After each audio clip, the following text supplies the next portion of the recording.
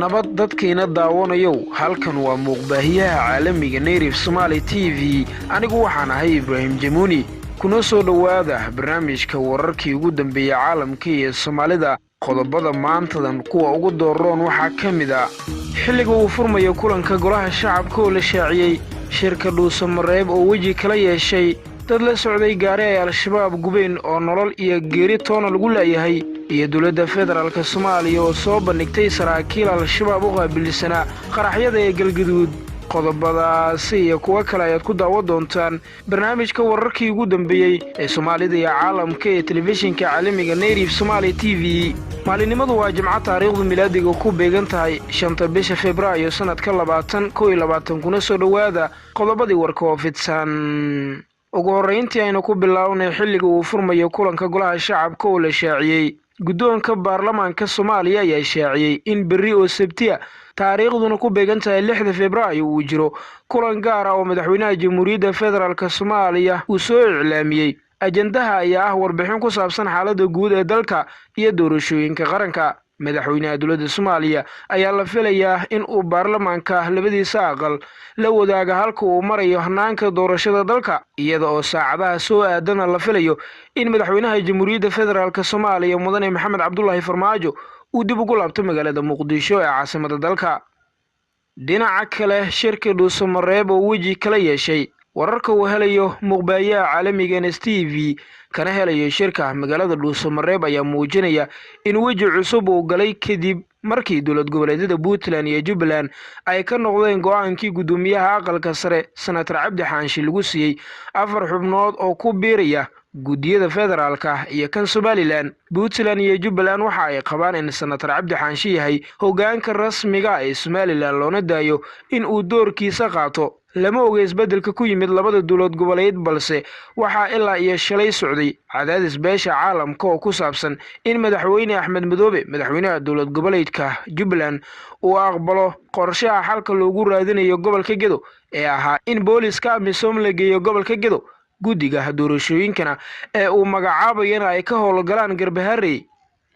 geesta kale dad la socday gaari ay al-shabaab gubeen oo nolol iyo geeri mid toona lagu leeyahay dagaalamayaal ka tirsan al-shabaab ayaa waxa ay gubeen gaari dhuxul siday oo marayay deegaan 40 kiiloomitir u jeeda degmada Raagacele ee gobolka Shabeellaha Dhexe waxaan nolol iyo geeri midna toona lagu leeyahay dadkii la socday gaarigaasi la gubay qaar kamida dadka deegaanka iyo warbaahinta u sheegay in 3 qof oo gaariga la socday aanan war laga hayn waxaana dansan taleefanada gacanta ee ay wateen ma jirto wali wax war oo ka soo baxay Hirshabeelle oo ku aadan dadkaasi ay al-shabaab abduubteen oo aanan la garanayn meesha ay la aadeen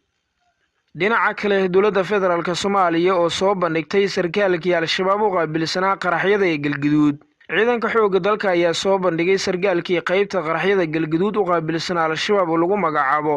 Xasan Cabdinuur Daad Carays kaasi oo kamid ahaa koox xalay weerar hoobiyaal ah ku soo qaaday magaalada dhuusamareeb sarkaalkan ay ciidamadu qabteen ayaa laga daweynayaa dhaawac ka soo gaaray dagaal dhex maray ciidamada dawladda iyo koox ka tirsan al-shabaab waxaa sidoo kale ay ciidamada goobta ku soo bandhigeen gaari ay wateen kooxdan iyo qori ah B10 oo ay adeegsanayeen iyo qoryo fudfudud iyo meydadka xubno ka tirsan al-shabaab oo lagu dilay dagaalkii xalay taliye xigeenka ciidamada dhulka xoogga dalka sareeya gaad Xuseen Xoosh Cali iyo wasiirka amniga Galmudug Axmed Macallin Fiqi oo ay wahelinayaan mas'uuliyiinta maamulka dhuusamareeb ayaa ku amaanay ciidamada gorgor ee howlgalka fuliyay sida ay uga hortageen qorshihii al-shabaab ee ahaa carqaladaynta ammaanka magaalada dhuusamareeb dhinaca kale hay'adda u dooda xuquuqda carruurta oo war ka soo saartay warbixin ay soo saartay hay'adda Save the Children ayaa lagu sheegay in tirakoobyo cusub oo maanta la sameeyay ay 2.7 milyan oo qof oo ku nool gudaha Soomaaliya ay wajahayaan cunno yari ba'an kuwaasi oo ay ka mid yihiin ku dhawaad 839 kun oo carruur ka yar 5 sano oo ay u badan tahay in ay nafaqa darro ba'an hayso hay'addan oo ka shaqeysa badbaadinta carruurta da'da yar ayaa waxa ay warbixinteeda ku sheegtay inay ka walaacsan tahay xaaladda bani'aadanimo ee sii xumaanaysa ee carruurta ku nool Soomaaliya iyagoo ku sababeeyay axyaha layaanka ee dalka ku soo batay dhibaatooyinka amni ee dalka ka jira iyo xanuunka coronavirus oo ay saameyntiisa weli jirto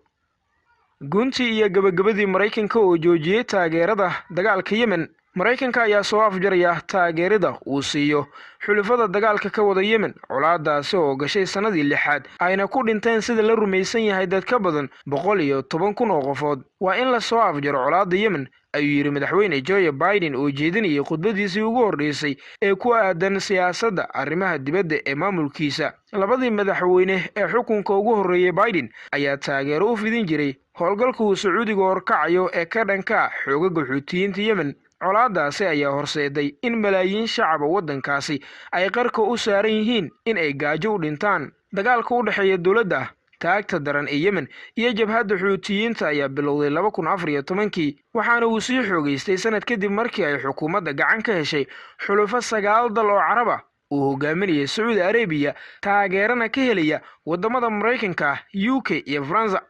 daawadayaal saaxiibayaal guud ahaan waa inaga intaa warkii oo aad kala socoteen